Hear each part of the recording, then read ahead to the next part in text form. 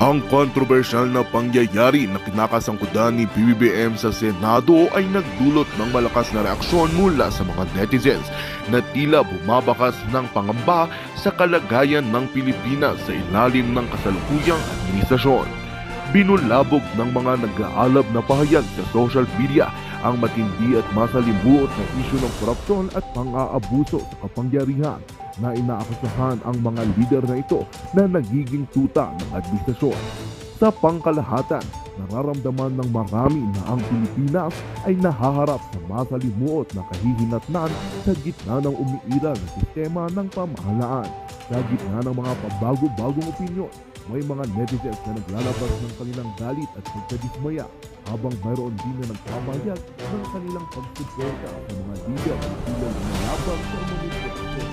Ang usaping ukol sa mga iskandalo sa Senado ay nagiging sentro ng debate sa social media at nagsisilbing daan para sa mga mamamayan ay pahayag ng opinyon at pagsilip sa mga pagtaas ng pagbawasan o matigil na pag-iiba sa pangangailangan. Walis ang itong katunayan na dapat nating pagkatutukan, ngunit bago ang lahat siguraduhin mag-subscribe at i-hit ang notification bell para sa patuloy na pagtutok sa mga sulyap ng bagong balita sa tunay na boses ng masa.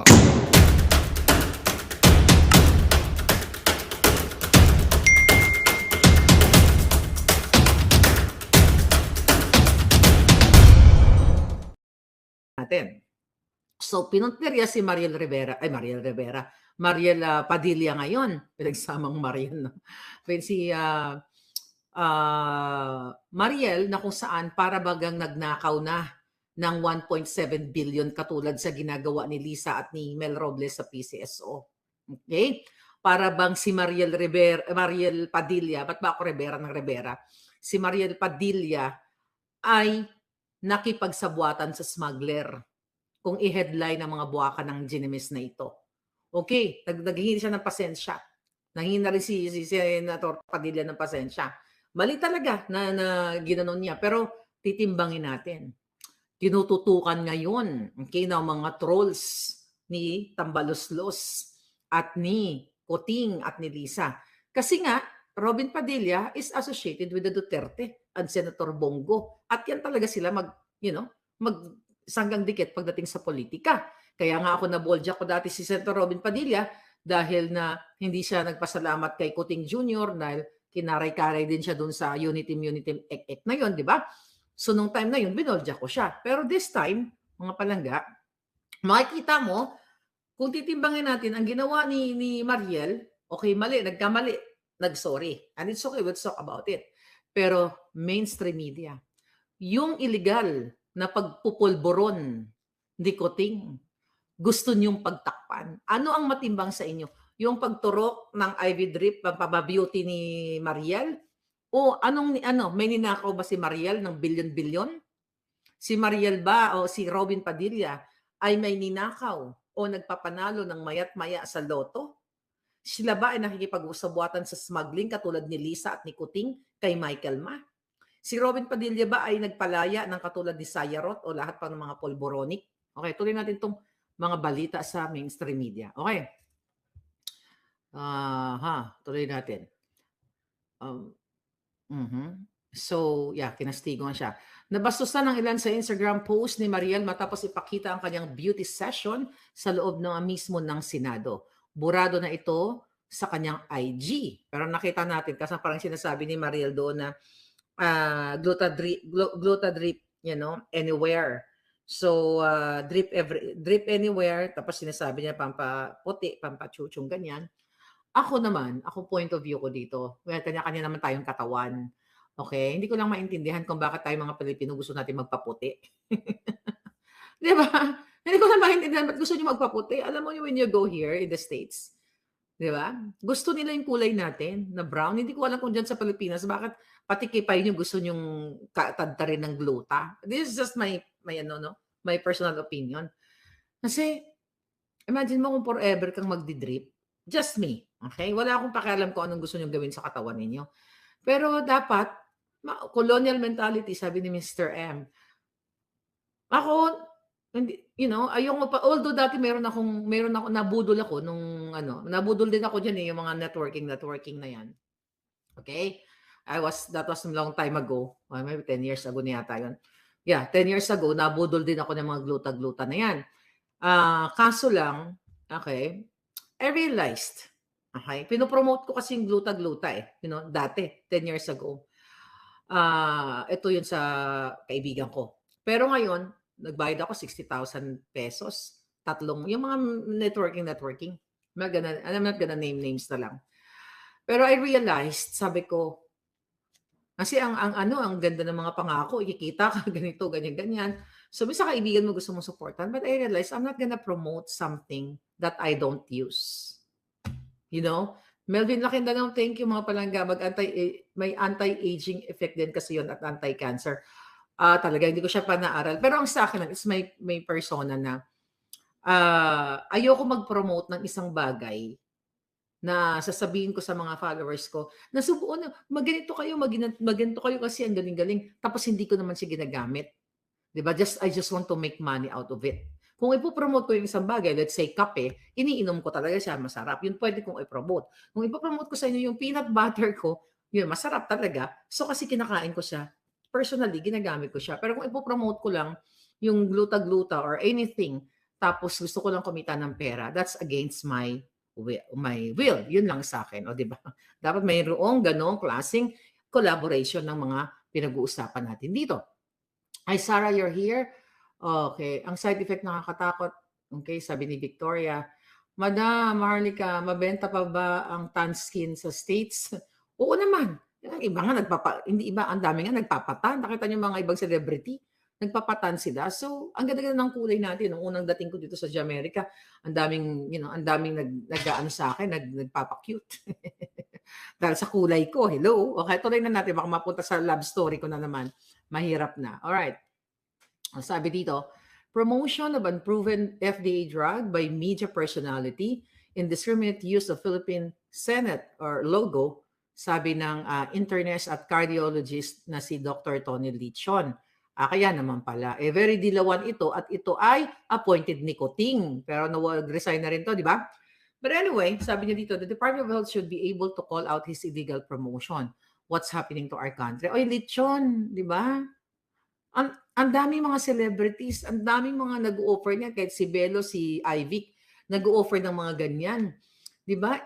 Illegal pala ito eh. Bakit pinapayagan yung mga beauty clinic na nag-o-offer ng ganito? Ibig sabihin, palpak ang ating gobyerno. Palpak ang mga buwaka ng ina dyan sa DOH na hindi nyo to sinisilip kung ito ay may hazardous effect or may bad effects in the future. Bakit nyo pinapapayagan na ito ay patuloy na pinagkikitaan ng mga clinic? Kung dyan tayo babase na ito ay illegal na sinasabi dyan sa mainstream media. Bakit ang illegal na pagsisinghot ni Kuting ng pulburon? Bakit hindi nyo i-highlight maya dahil presidente? Di ba? Illegal na sumisinghot ng pulburon.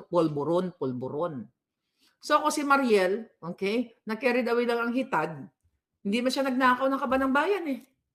Nagnakaw ba yan? Naghihirap nga yan nagbenta dyan ng mga kanyang, tawag dyan, mga live selling niya. O sino tututukan natin? Si Mariel? Although asawa siya ng senador. Nagsige siya ng sorry. Ito'y pangtakip na naman. Although, pangtakip, nakakuha sila ng paraan para mapagtakpan ang pulboronic at ang issue ng pagpapanalo ng multi-billion dyan sa PCS o sa Lotto at ang mga issue sa smuggling. Okay, si Mariel, nagkasala na, nagkamali na siya. O anuhin natin si Mariel, wag natin tantanan. Tapos si Kuting, si Marcos Jr., kalimutan natin yung pagnanakaw nila. Ano ang importanteng issue sa inyo? Sige nga mga kabataan, na talagang gusto niyong durugin si Mariel Padilla. Yang pag-drip ni Mariel, okay, na admittedly, na hindi naging insensitive siya, o yung pagiging insensitive ni Marcos Jr. na hindi pumunta sa mga kasundaluhan, yung 6 fallen heroes. Anong gusto nyo? Pagtutukan natin, wag na tayo mag-move on kay Mariel.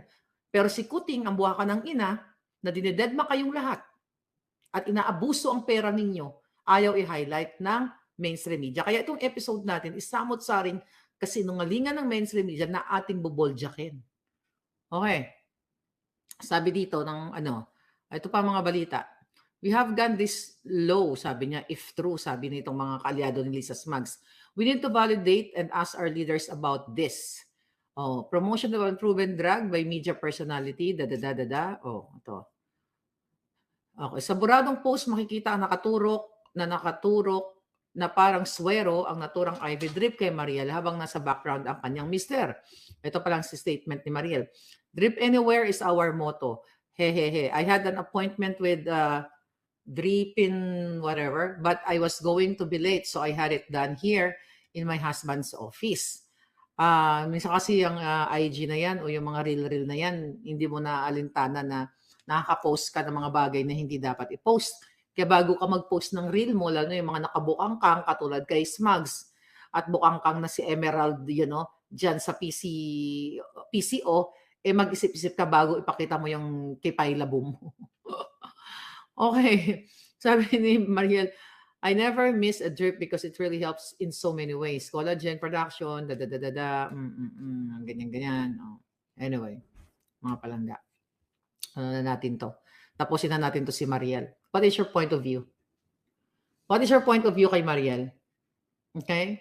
Magbasa ako ng comment palangga. Anong point of view niyo kay Lola Mariel ninyo? Aha. Gugulang mga Cebuano. Yeah, hakbang ng mga maisog sa February 25. For Ma'am Raga, they're all effing clowns. I know, right? Mali siya talaga doon palangga. Ako naman, di ko siya tinotolerate. Mali siya. Huwag mo na ulitin yun, Mariel. You learned your lessons. Okay? Sana hindi siya tularan. Di ba, tatis, may mga... But you know what? Para sa akin, ito ay mild lang tong kumbaga, na-carried away lang siya sa sobrang excitement niya. Akala siguro ni Mariel, maaaliw sa kanya yung mga netizen. It just so happened, tama naman na ginamit yung opisina ng kanyang asawa na kailangan talagang maging sensitive siya sa mga bagay-bagay. Sabi ni ST Alejandrino, pag can't afford yung IV gluta, pag to brown skin again. Pantakip lang yan sa mga kapalpakan nila. Yes, sabi ni Arnold. Okay? Okay, let's talk about kuting ang pulburon, di ba? So, sa mga mainstream media, okay, sana wag yung tutukan dahil fourth estate kayo, di ba? Na sinasabi niyo kakampi kayo ng bayan. Tutukan yung mga illegal pulboronic activities ni Kuting, yung pagpapalaya niya sa mga papalaya nila kay Sayarot, pakikipagsabuatan kay Michael Ma, na naging special envoy to China. Dapat dyan kayo umiikot. Itong kay Mariel, after that, move on na kayo sa pulboronic o illegal na pulburon ni Kuting Jr., okay? Para makatulong kayo sa pagbangon ng Pilipinas. Kaya, ikaw naman, Mariel, yan, actually, nakakaaliw yan eh. Okay, nakakaaliw yung mga dramatization niya sa kanyang live. So, matuto ka sa inyong, ngayon sa nangyari sa'yo. At dapat naman talaga, wag mong, my view, my opinion, it's not good. Kasi katawa-tawa tayo. Pero sabi ko nga, titignan natin, ano ba ang malaking kasalanan? Si Mariel na nagturok-turok dyan ng kanyang gluta-gluta? O si Lisa na tinuturok? O saan niya tinuturok ang pera na galing sa Kaban ng Bayan? Saan nila tinuturok o inililibing, binabaon? Di ba? Turok is ibaon. Saan nila binabaon? Dinadala ang pera ng Kaban ng Bayan. Mas concerned ako doon sa ginagawa ni Mariel kaysa dito mas concerned ako sa pera ninyo. Mas concerned ako sa hindi mo pera yan. Mas concerned ako sa ninanakaw ng mga kongresistang mga hinayupa at mga senador. Lahat sila ng mga nagnanakaw. Diba? Mas doon ang tututukan natin. Hindi lang itong bagay na ito na yes, it's true, hindi maganda yung na ginawa niya at nag-sorry naman sila. And that's it. Balik tayo sa issue. Wag nyo nang mainstream media pagtakpan ang pagiging polboronic tikoting. Okay, tuloy natin ang mga balita. Tuloy ang mga samot-saring balita mula sa mainstream media na ating buboljakin. Okay, supina ng Senado natanggap na ng kampo ni Pastor Kibuloy. Natanggap na ng kampo ni Pastor Apollo Kibuloy ang supina ng Senado na nag-uubliga sa kanya na dumalos sa committee hearing sa March 5, 2024. Ako, for sure, hindi darating si si Pastor Kibuloy.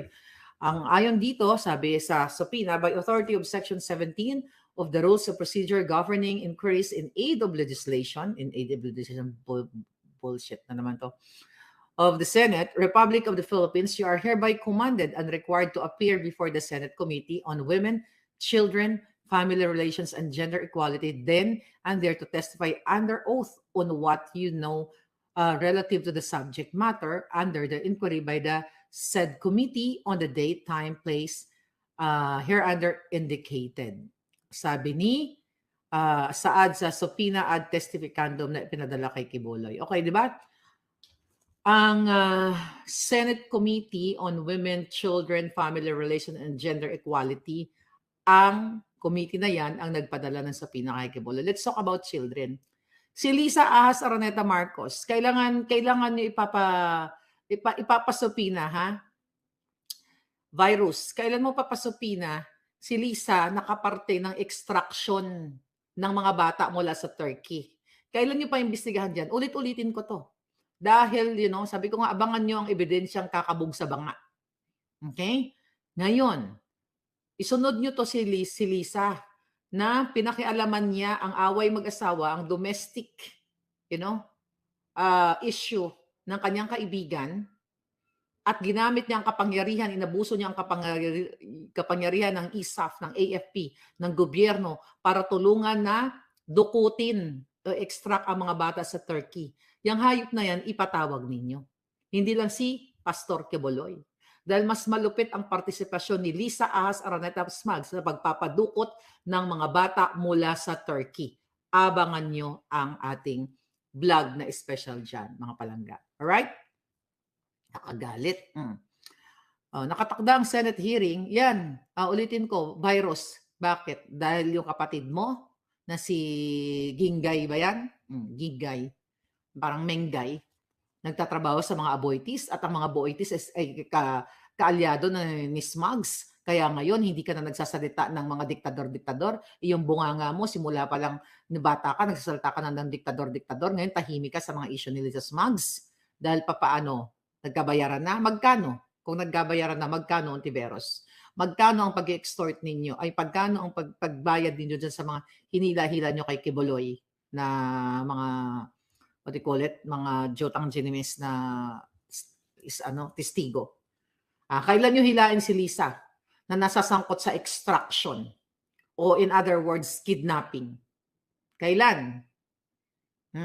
Yayanigin natin ang buong mundo at hindi natin titigilan si Lisa Smugs na siya ay parte ng pag-i-extract sa mga bata, sa pamilyang nasa Turkey na nag-aalala sa kanilang buhay pero gusto niyang ibalik sa Pilipinas at naibalik sa Pilipinas ayon sa ating source. At abangan niyo muli ang ating bonggang-bonggang expose dyan. Alright? Bitin-bitinin muna natin para si Lisa ay umikot ang tumbong ng Jotang Genimes na yan. Nakatakda ang Senate hearing alas 10 ng umaga sa nasabing petsa. Ang subpoena para kay Kibuloy ay ipinadala sa tirahan sa Davao City at natanggap ito alas 1:30 ng hapon nitong Huwebes, February 22. Sa kabala nito, wala pang pahayag mula sa kampo ni Kibuloy kung dadalo siya sa pagdinig. Wala pa rin pahayag si Senator Risa Virus, chairperson ng committee patungkol sa usaping ito. Bago ang pagtanggap ng subpoena, sinabi na ni Virus ang kahalagahan ng personal na pagdalo ni Kibuloy sa pagdinig dahil kung hindi ay arestuhin ito. Yan, very Lisa Smugs. Aarestuhin. Grabe. Kaya, kailan kayo kikilos? Ang senador nyo at kongreso nyo, mga busabos. Ang presidente nyo, pulboronic. Ang first lady ahas nyo, maya-maya nananalo sa loto. Kailan kayo kikilos, mga sir? Hindi ako sisigaw ngayon, Nagamitan natin ng, soft-spoken voice. Okay? Kailan kayo kikilos? Bega Warp, yes, excited na sa February 25. Kailan na? Lulubog na ang bangka ninyo. Palubugin natin ang bangka ng mga hinayupak na to. Bangka ng mga smuggler, bangka ng mga pulburon, bangka ng mga kawatan. Nakakagalit, di ba? Every single day sa mainstream, sa social media, di ba? Sa mga pagpapanggap ni Kuting, ni Lisa, ni Tambaluslos, lahat. Luging-lugi ang Pilipino dito. Kawawa kayo. Ang ultimate solution dito is kumilos kayo. Kumilos, get up, speak up, and pick them up peacefully. Kasi itong mga julol na ito, gusto nilang magbuwis kayo ng buhay araw-araw sa gutom. Hindi para sa pagmamahal sa Pilipino, kundi magbuwis ng buhay ang mga lolo't lola niyo sa gutom at hindi naalagaan sa ospital. Ang mga anak ninyo hindi nakapag-aral ng maayos, walang makain, lahat. Alam niyo na yan. Kumilos na kayo, sama-sama tayo. Collectively, ika nga. Hindi pwedeng kumilos ang isa, dalawa, tatlo lang. Sama-sama. Kung sinasabi ni Kuting, sama-sama tayong babangon muli, sama-sama tayong ibaon muli sila. Not ibabangon, ibaon natin sila kung saan sila nababagay. Sa kumunoy, mga palangga. Kumunoy na umaapoy. Okay, tuloy na natin. Okay, panibagong balita. Vice President Sara binisita ang burol ng mga sundalong nasawi sa Lanao or Lanao. Okay, sabi ni Sara, saludo ako sa kwento ng katapangan at kabayanihang ipinakita ni Sergeant Tapinit at mga kasamahan niya na nasawi at nasugatan. Sa atin pong pakikiramay sa kanilang mga pamilya ay tandaan sana natin na totoo ang banta ng terorismo at wala po itong pinipiling biktima.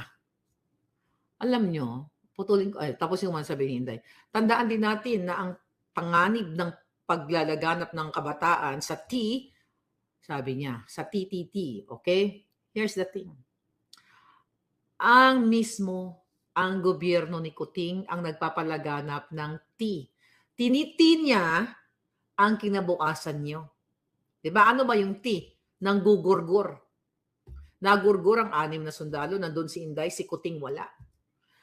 Ang o panggugurgur, gamitan natin ng bonggang-bonggang salita. Ang pagtitititi o ang paggugurgur ng mga hinayupak na ito at nagkaroon yung mga militanteng grupo na nagpabagsak sa ating 6 na kasundaluhan o sa iba pang mga biktimang sugatan.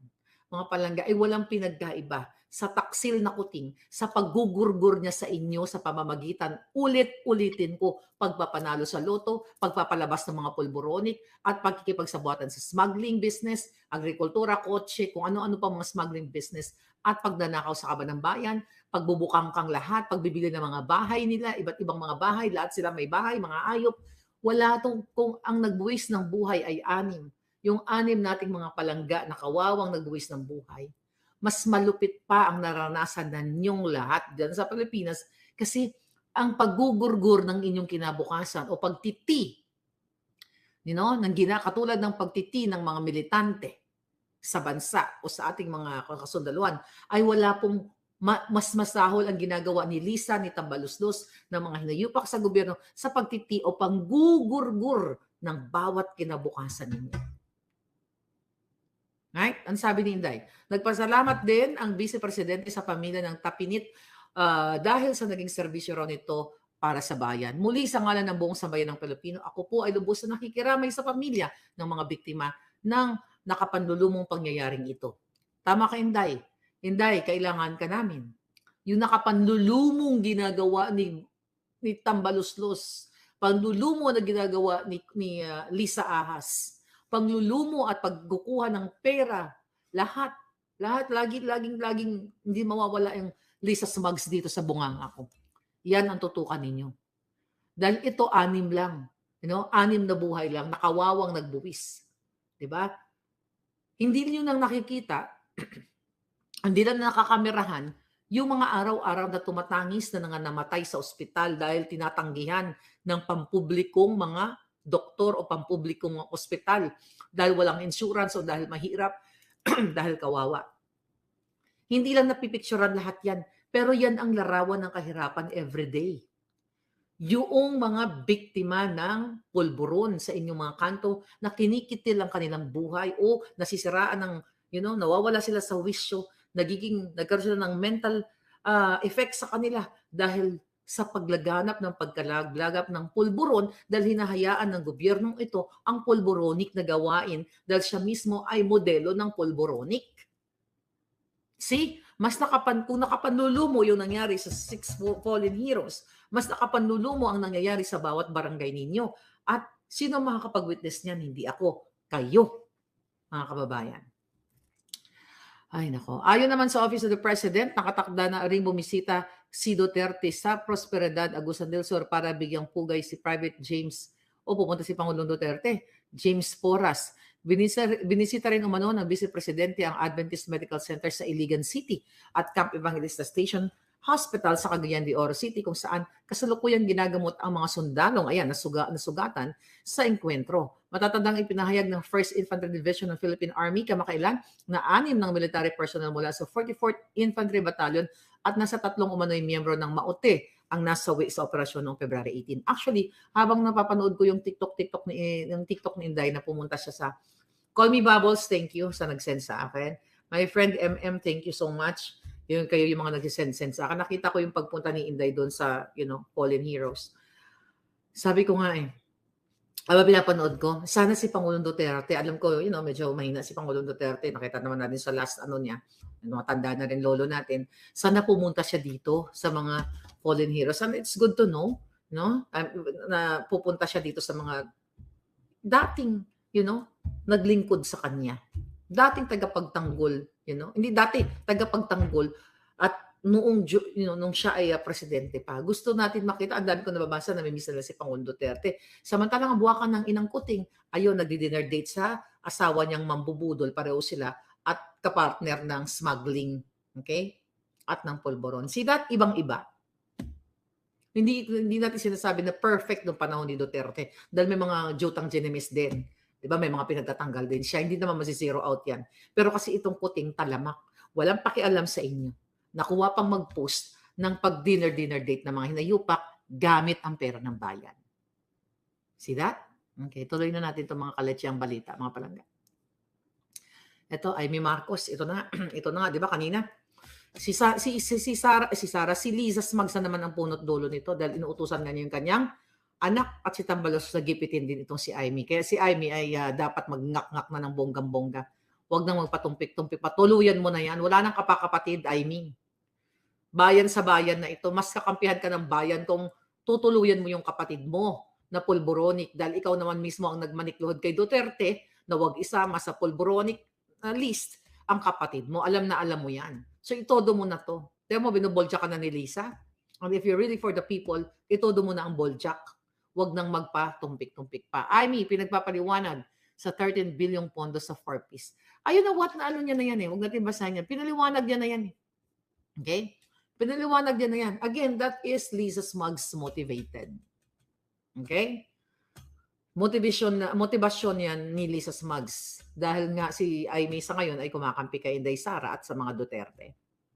Kasi tinatanaw ni Amy ang utang na loob na ginawa ng Pangulong Duterte sa tatay niya nang ipinilibing sa libingan ng mga bayani. Pero ang hinayupak na Lisa at Kuting, walang pakialam, yung taong tumulong sa kanila, katulad ni Kibuloy, na yun lang ang nagtanggap sa kanila dyan sa debate na scripted debate, dun sa Okada. Di ba? Dun sa Okada. Remember that? Yan lang ang platform, yun lang ang venue o avenue na tumulong sa kanila. Pero, binabalahura nila ngayon. Di ba? Wala nga pakialam kay Sara eh. Sila ang ligaw ng ligaw kay Sara noon, nung time na bago tumakbo sa politika. Pero ang ginagawa ni Ahas, di ba? Mapaghiganti. Sabi ko nga, vindictive, narcissist ang mga buwakan ng inang ito, lalo na si Lisa Smuggs. So you speak up, get up, and pick them up. O ito, bakit napunta naman dito si Robredo? Ano to? Ex-Vice President Robredo bukas kumandidato sa pagkasenador sa 2025. O, asan ka na, Lenny?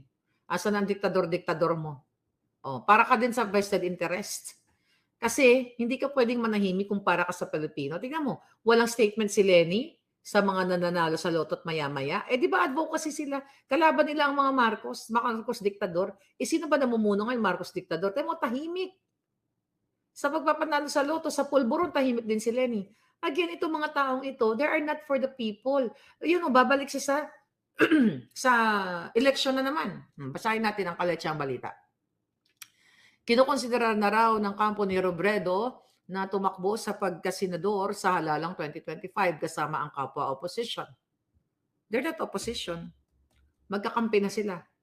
Kasi tahimik ka, kung opposition ka, you talk about the pulburon issue of Marcos.